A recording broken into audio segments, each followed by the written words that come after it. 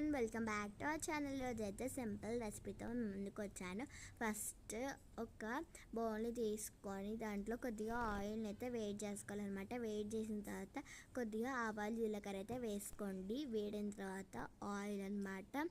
Next మనమైతే curry leaves and ఆనియన్స్ని అయితే ఇప్పుడైతే వేసుకోవాలన్నమాట. సో ఇలా చిట్పట్టలు అయితే అవుతున్నాయి అన్నమాట. నెక్స్ట్ ఇలా మనమైతే పల్లీలను అయితే వేసుకొని మంచిగా ఫ్రై అయితే చేసుకోవాలన్నమాట. గోల్డెన్ బ్రౌన్ కలర్ వచ్చేటప్పుడు మనము నెక్స్ట్ ఆనియన్స్ ఏం అవసరం లేదు చేయడం. నెక్స్ట్ మనం దీంట్లోకి అయితే కొద్దిగా పసుపు అయితే యాడ్ చేసుకోవాలన్నమాట. ఇంట్లో వెజిటేబుల్స్ లేనప్పుడు కూడా ఇలా ట్రై చేయండి. అన్నం మిగిలితే కూడా ట్రై చేయండి. ఇంట్లోనే ఈజీగా రెసిపీ అయితే అయిపోతుంది అనమాట. 5 minutesలో చేసేసుకోవచ్చు. టేస్ట్ కూడా చాలా బాగుంటుంది అనమాట. ఇలా అయితే మిక్స్ అయితే చేసుకోవాలి. మీరు కావాలంటే మంచూరియా పీసెస్ అయితే యాడ్ చేసుకోవచ్చు. నేనైతే ఉన్నాయి కాబట్టి మా ఇంట్లో అవైతే వేసుకున్నాను. ఇది ఆప్షనలే, మీరు కావాలంటే వేసుకోవచ్చు, లేదంటే వదిలేయండి. ఇదైతే స్కిప్ చేసేయండి. ఇంట్లో అంటే వేసుకోండి, ఓకేనా.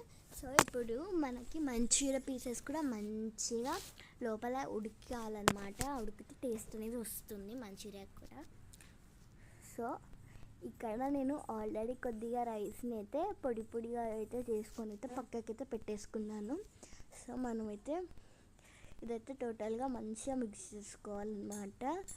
సో నేనైతే మంచిగా మిక్స్ చేసుకున్నాను. కొద్దిసేపు దీన్నైతే మగ్గనిచ్చిన తర్వాత దీంట్లోకి ఇప్పుడు మనం పొడి చేస్తాం కదా, ఆ అన్నంని అయితే వేసేసుకోండి. సో నా దగ్గర ఉన్న అన్నం అయితే టోటల్గా దీంట్లోకి అయితే వేసేస్తున్నాను అనమాట. ఇంట్లో ట్రై చేయండి. ఇంట్లోనే సింపుల్గా ఈజీగా ఉంటుంది రెసిపీ అనేది. సో చాలామంది చూస్తుంది కానీ సబ్స్క్రైబ్ మాత్రం చేయట్లేదు. So do subscribe friends. నేను ఇంకా కొన్ని మంచి వీడియోస్తో మేము ఎందుకు వస్తాను. సో ఇప్పుడు నేనైతే టోటల్గా దీన్ని అయితే మిక్స్ అయితే చేసిస్తున్నాను అనమాట.